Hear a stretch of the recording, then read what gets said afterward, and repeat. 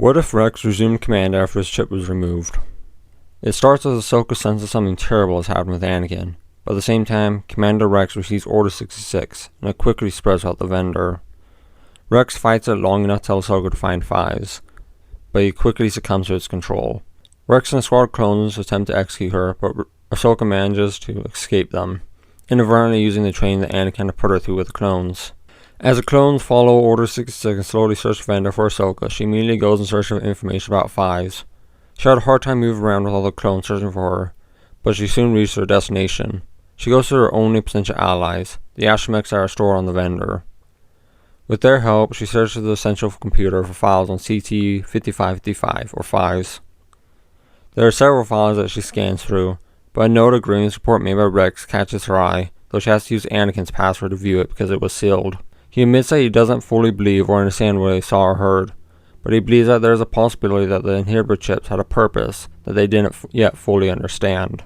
She starts to piece together what could be happening, and once she has enough information to act, she does. She uses the astromechs to lure Rex away from the other clones, then proceeds to knock him out, sneaking him into the medical center. She uses the Force to assist with finding and removing the inhibitor chip in his head. The surgery goes well, but she's still on edge, not sure if she figured it out, or just made him more aggressive. The rest of the clones had also noticed his absence by now and were fervently searching for him. She is put to ease though, as when he awakes a short while later, he is calm albeit confused. Ahsoka explains to him what she had witnessed, and foggy memories return to him. He is horrified at what the clones had done, and is apologetic towards Ahsoka. She tells him about the chip and how her removing it from him had released him from its control. They want to talk more, but communication interrupts them, and they resolve to talk more once it is safe. With proof that removing the inhibitor chip would allow the clones to return to normal, they make a plan.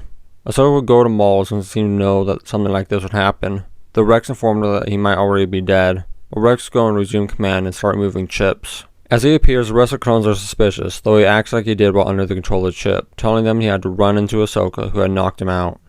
He resumes command and orders for communication to be cut off and for their course to be altered to an uninhabited area. He then proceeds to order all the clones to remove their chips. With the excuse that in order to kill Ahsoka, they needed every advantage they could get, because the chip's purpose was believed to prevent aggression. As each clone gets a chip removed, we make sure to separate them and explain what is happening, so as not to trigger anyone that was still being controlled by the chip. He serves with the officers and sergeants, including Jussie, so as to more easily rein in the other clones so their chips were removed. He kept in contact with Ahsoka, who informed him Maul was indeed dead. Rex sends the free clones to the sector of the ship where Ahsoka was the protector, preventing any clones from being controlled to get to her.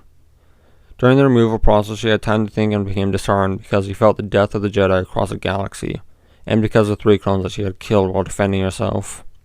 When Rex informs her that all the chips were removed and that it was safe, she is ready to give up.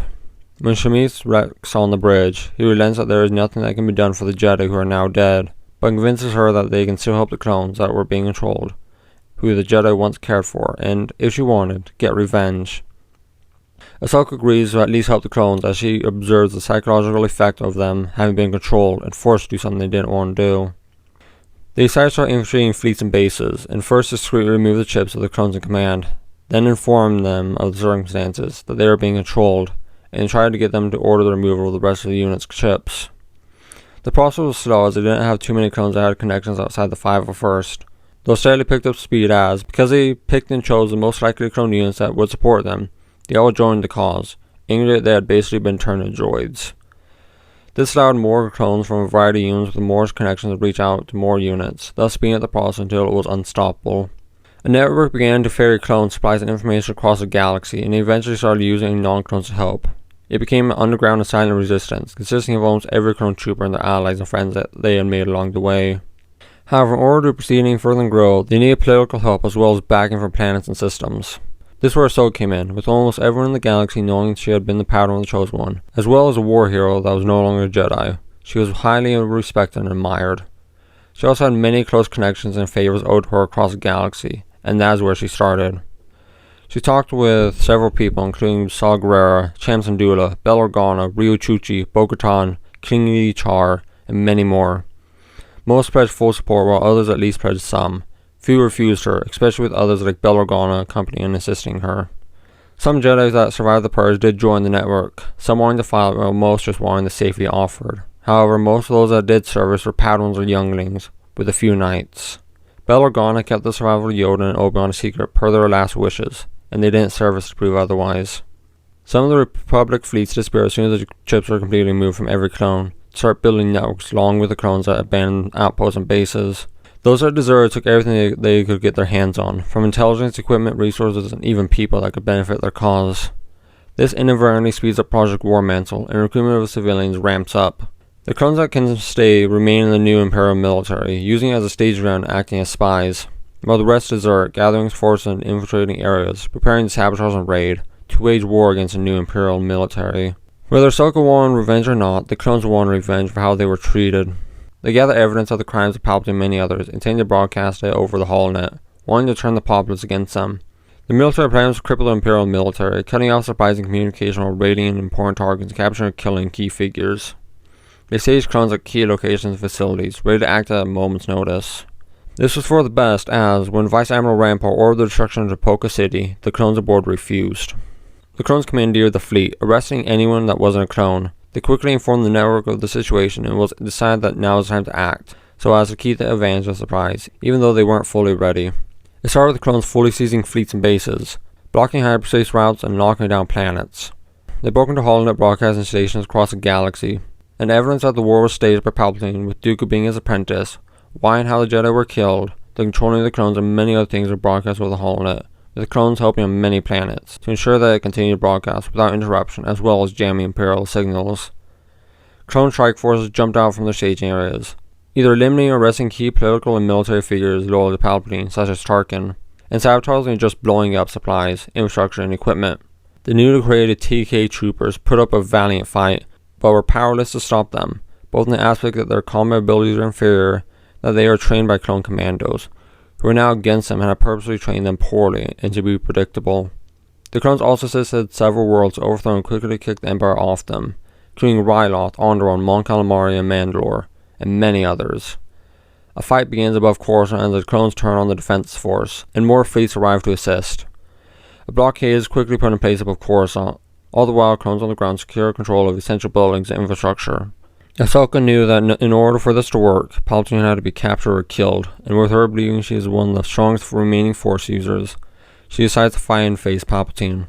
She meets a clone task force led by Captain Hauser as they land on Coruscant, and they assault the Senate building, which had enough time to fortify. They fought their way to the Chancellor's office, killing a Sith acolyte, who had just made the Grand Inquisitor along the way.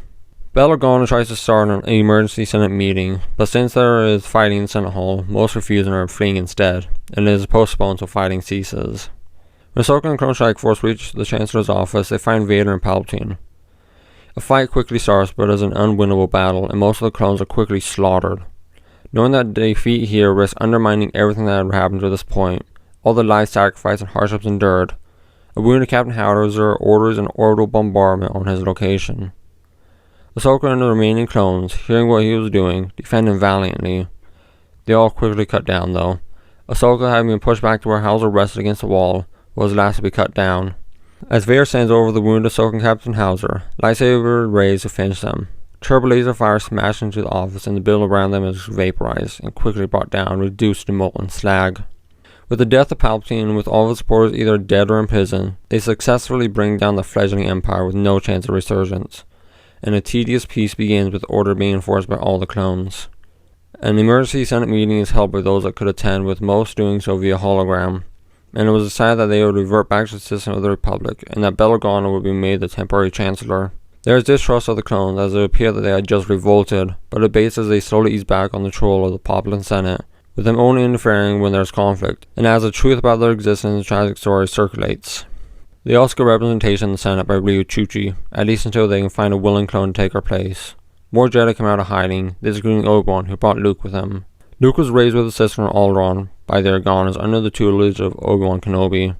Yoda stayed in exile, still feeling that the destruction of the Jedi Order was his fault, though he did accept any person who came and sought guidance from him. A new Jedi Order was established, though it barely resembled that of the old one. It just being a loose network of force-sensitive individuals across the galaxy who shared wisdom and helped each other and those in need. The Kaminoan scientists, under pressure from both clones and the Republic, eventually found a way to stop the clones' accelerated aging, and as they retired, they could live the latter parts of their lives like normal beings. It was agreed that the clones wouldn't be paid a salary to serve the Republic. Instead, they would be paid once they retire, so that they could live the rest of their lives doing what they want without worry. The most only retired when their age forced them to, with a few managing to stick in the military until they died. During this, he managed to eradicate most major criminal organizations and pirates throughout the galaxy, as well as help build up the Outer Rim when there was little conflict to be had. Major reforms were enacted in the Republic to try to prevent another civil war and to prevent someone from repeating what Palpatine had done.